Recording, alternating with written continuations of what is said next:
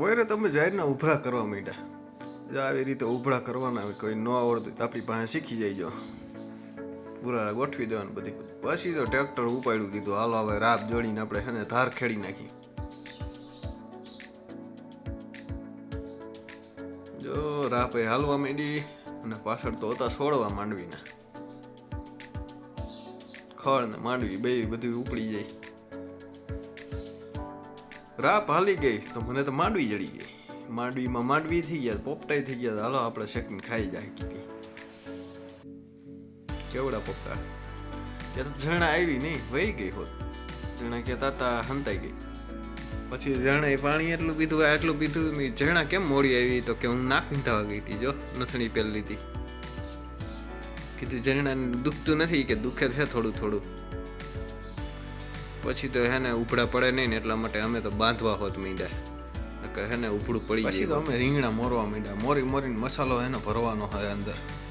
મસાલો હોત ભરવા માંડ્યા, કારણ કે આપણે બનાવવાનું છે ભરેલ રીંગણાનું શાક.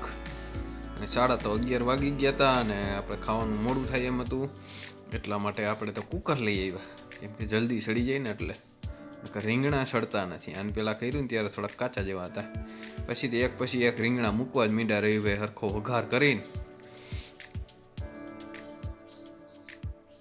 એક બટેટું હોત નાખી દીધું.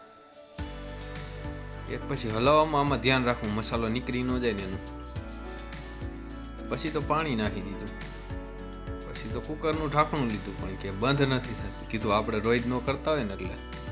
પછી થઈ તો ગયું, તો થોડું ઘણું તો ફાવે અમને. પછી તો હું બરતા ઉપર બરતું કરવા માંડ્યો. કીધું આજે ખેલે છે ને ઘડીકમાં પકવી દેવું. થાય સીટીયું ઉપર સીટીયું. કેટલી આપણે 4 સીટીયું કરવાની છે.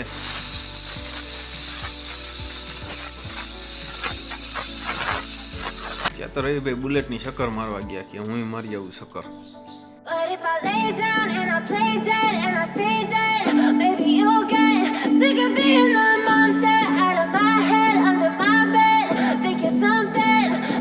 ચક્કર મારી આવ્યા તો શાક થઈ ગયું હતું. રીંગણાનું શાક, બેરના રોટલા, કાચું, ડુંગળી, મરચાં બધું હતું.